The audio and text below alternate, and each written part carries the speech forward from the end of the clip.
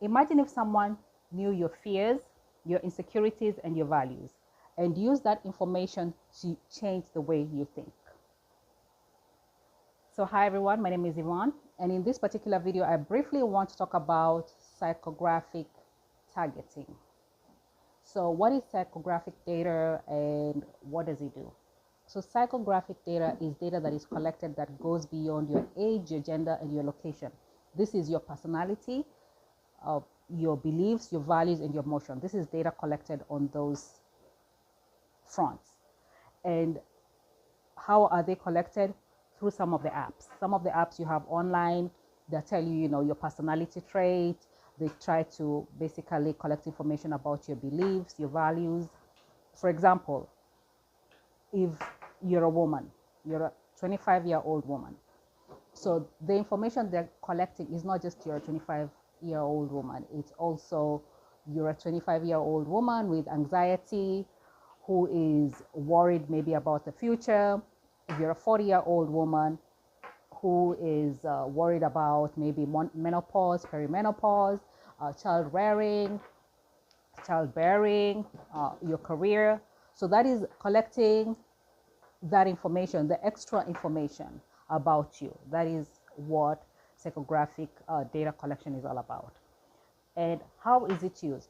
So this type of data, when it's collected, it's used to basically do marketing.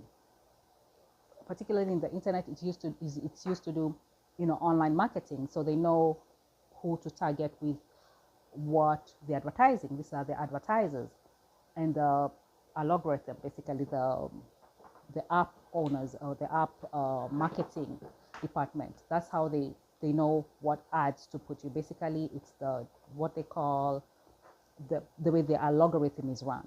It's based on the psychographic information they have collected. That's part of it. They have collected about people.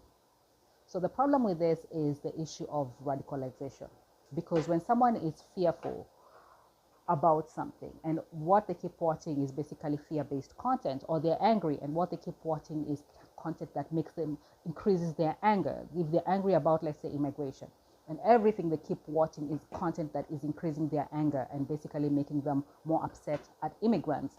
And this can be real or imagined, but it's basically exaggerated because that's all the algorithm is going to keep feeding them, that particular information that makes them angry. So this one, basically what happens is it can persuade people to think in a certain direction, to think in a certain way. And when that happens,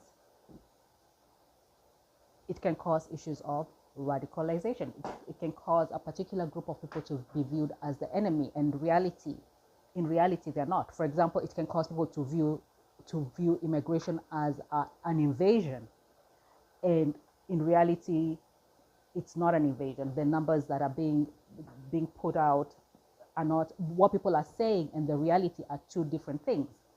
So one of the issues with psychographic targeting is the issue of extreme ideas. So it's fine when people are being sold like shoes, clothes, when hair products. The psychographic targeting is not a bad thing. For example, if their products specifically, for example, for pregnant women, like hair products, psychographic targeting, is going to assist locate women who are pregnant, and it's not going to target, women who are not pregnant or who don't have children. So with that said, when it comes to extremist ideas, that's where the problem is when it comes to this type of psychographic data collection and targeting, because you have these echo chambers. And in these echo chambers, for example, if people are afraid of something, of a particular thing, of their jobs being taken, they're in that echo chamber and they can be targeted to commit crime because of that extreme messaging that goes into those echo chambers. So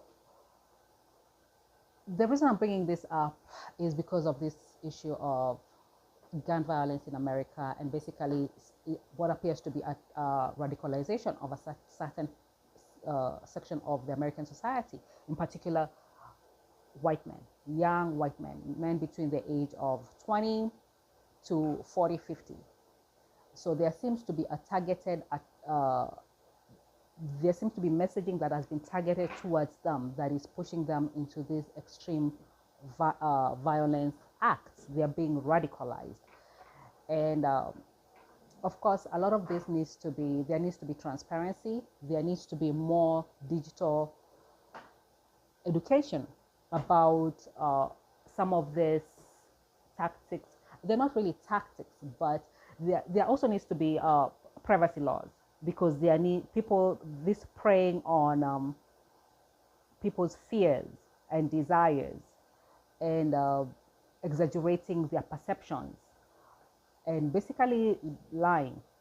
There need to be laws to stop that from basically going on. There has to be consequences when you have marketers and people who do that, who push people over the edge, who use information and data from a group of people to basically push them into committing criminal acts. So there also needs to be transparency. There needs to be more transparency on some of these echo chambers, because they are echo chambers and of lies. So there needs to be transparency on the echo chambers. With that said, psychographic data can mirror your mind. And when it lands on the wrong hands, it can push people into dangerous paths, people making wrong decisions, people making decisions that they would naturally not make if they were given the facts. And there needs to be more transparency, I believe, coming from these companies, and more research, of course, more research on psychographic data when it comes to some of these extremist groups and people with extreme ideas. There needs to be more research on the effect on that on society. With that said, thank you for watching, and I will see you in the next one.